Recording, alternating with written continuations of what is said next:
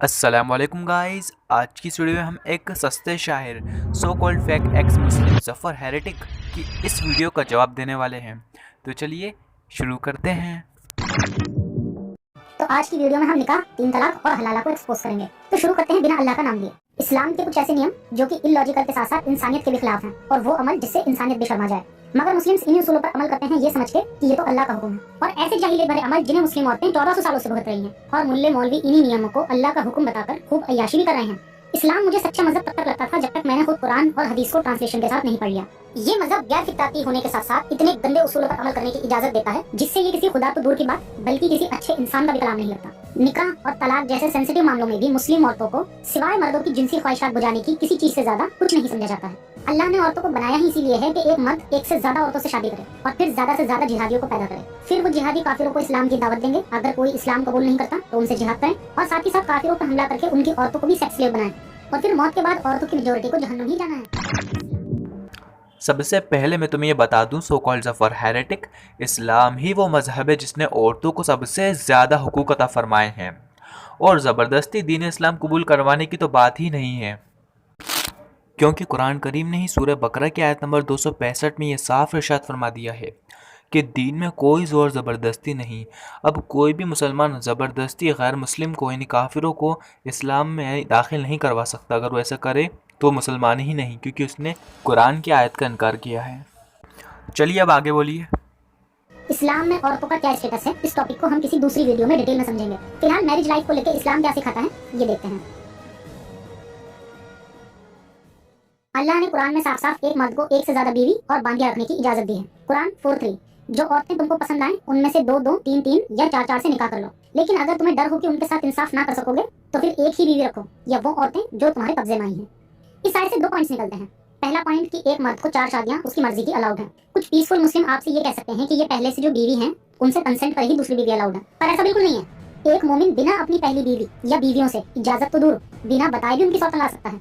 इसका एक फतवा भी मौजूद है जिसका लिंक मैं आपको डिस्क्रिप्शन में भी दे दूंगा। दूसरा पॉइंट, कब्जे में आई औरतें। ये गुलाम औरतें हैं जिनके कबीलों पर अटैक करके इनके मर्दों और बच्चों को मारकर इन्हें अपनी सेक्स स्लेव बना लिया जाता था। इनसे शादी भी की जा सकती थी और बिना निकाह भी इन्हें यूज किया जा सकता था। इस पर एक पूरी सीरीज है मेरी, जो आप इस वीडियो के लास्ट में देख सकते हैं कि किस तरह इन पर भी जुल्म सितम किए जाते थे। हाँ जी जफ़र हेरेटिक जी, कुरान करीम में सूरह निसा की आयत नंबर 3 में अल्लाह पाक ने मुसलमानों को ये इजाज़त तो दी है कि वो 2, 3 या 4 से निकाह कर सकते हैं, मगर एक अहम कंडीशन लगा दी। वो कंडीशन क्या? इंसाफ की। आप ख़ुद जानते हैं इंसाफ करना बहुत ही मुश्किल होता है चारों बीवियों में।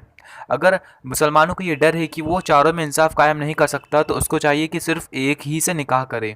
यहाँ पर अल्लाह पाक ने एक ही का इशारा, एक ही से निकाह करने का हुक्म फरमाया है। आपने इसको पढ़ा भी, लेकिन इसको इग्नोर करते हुए आप अपने ही तरफ से पॉइंट्स बनाने लगे। ये तो डबल साइडेड काम हुआ ना जफ़र जी। चलिए आगे बोलिए। तो यहाँ हमारे अल्लाह मियाँ ने मर्दों को 4 निकाह और अनगिनत गुलाम रखने की इजाजत दे दी है, और मरने के बाद यही आदमी जन्नत में 72 हूरों का लुत्फ भी उठाएंगे, मगर औरतों को ना तो जन्नत में कुछ मिलेगा और ना ही दुनिया में। मर्दों को जन्नत में हूर मिलेंगी, आई विल एग्रेट, बट 72 हूर मिलेंगी? This is not a true man. कहाँ से पढ़ के आए हो जफ़र तुम? ये पूरी कुरान शरीफ में ये 72 हूरों का कोई जिक्र नहीं मिलता हमें, और ना ऑथेंटिक हदीस में मिलता है। सिर्फ ये एक प्रोपेगेंडा है इस्लामोफोब्स के द्वारा फैलाया गया। और रही ये बात कि जन्नत में औरतों को क्या मिलेगा, तो कुरान करीम ने सूरह आल इमरान की आयत नंबर 195 यानी 195 में ये क्लियर कर दिया है कि मर्दों और औरतों को आमाल का सिला बराबर मिलेगा। यानी जन्नत में औरतों की को भी वही सलूक होगा जन्नत में जो मर्दों के साथ होता है। हाँ, बस फ़र्क ये होगा कि मर्दों को हूर मिलेंगी, लेकिन 72 हूर मिलेंगी ये कहीं से भी साबित नहीं है। और कुरान करीम में कई जगह ये इरशाद है कि जन्नती औरत जन्नत में जो मांगेंगी, जो चाहेंगी, उनको वहाँ वो मिलेगा। अब रही बात 4 बीवियों की कि इस्लाम में एक मर्द को 4 बीवी रखने की इजाज़त क्यों दी गई है, तो इंशाअल्लाह अज़्ज़ वजल इस टॉपिक पर भी एक सेपरेट वीडियो बनाई जाएगी। हाँ तो जफ़र आगे बोलिए। इसके अलावा निकाह के दौरान मर्द एक औरत को मेहर देता है, यानी शादी से पहले दी गई कुछ रकम। इसका इस्तेमाल औरत अपनी मर्जी से कर सकती है। ये चीज कुछ और नहीं बल्कि मर्द की तरफ से खर्च की गई वो रकम है जिसके बाद मर्द औरत के जिस्म का मालिक बन जाता है। कुरान और हदीस को पढ़ने के बाद ये बात साफ हो जाती है। कुरान 4:24, फिर मियाँ बीवी की हैसियत से जिंदगी का जो लुत्फ तुम उनसे उसके बदले उनके महर फर्ज समझते हुए अदा करो। तो ये रकम देने के बाद मर्द जिंदगी भर औरत का मालिक बन जाता है, जैसे कि ये आयत कहती है। वाह जफ़र वाह, क्या कहना तुम्हारे। महर जैसी इतनी खूबसूरत चीज़ को इतने गंदे तरीके से तुमने पेश किया है कि मैं क्या बताऊं अब तुम्हारे इस करतूत पर। महर एक्चुअली होती क्या है? निकाह से पहले लड़का लड़की को उसकी मनपसंद चीज़ देता है, जैसे पैसों के मामले में हो गया हो या फिर जो चीज़ लड़की को पसंद हो वो चीज़ उसको दे दी एज अ तोहफ़ा, तो उसको महर कहा जाता है। अब महर का मतलब ये हरगिज़ नहीं है कि महर देने के बाद ज़िंदगी भर के लिए लड़की लड़के की ग़ुलाम हो गई, लड़के ने ख़रीद लिया उसको, यह हरगिज़ मतलब नहीं होता। महर तो एक तरह से दहेज को ख़त्म करने वाली चीज़ है। अब दहेज प्रथा कितनी गंदी प्रथा है सब जानते हैं, इंडिया में तो बहुत ज़्यादा पॉपुलर हुई है ये चीज़। अब खुद सोचो, आप अपनी लड़की का निकाह किसी लड़के के साथ करने के लिए गए और बात बीच में से काट कर लड़के वाले और ख़ुद लड़का दहेज की बात करने लगे कि हम इतना इतना देंगे और अगर आपकी हैसियत होगी तो आप दे देंगे, अगर ना हुई और फिर भी कैसे न कैसे आपने मनवा कर उससे शादी करवा ली, तो शादी के बाद लड़का लड़की के साथ कैसा सलूक करेगा, सोचिए ज़रा। आए दिन अखबार में हम ये चीज़ पढ़ रहे हैं कि दहेज ना देने की वजह से कितना ज़्यादा जुल्म हो रहे हैं लड़कियों पर।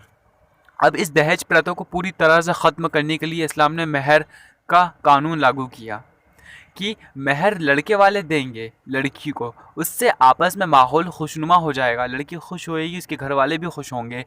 इसका मतलब ये थोड़ी है कि हमने लड़की को ख़रीद लिया महर देकर। मुझे तो इस बात की हैरानी होती है कि इस्लाम की इतनी खूबसूरत चीज़ को भी लेकर ये लोग इतनी नफरत फैलाते हैं और अपने आप को एक इंसान कहते हैं। यहाँ पर इनकी ये इंसानियत का मुखड़ा साफ साफ उतर गया है।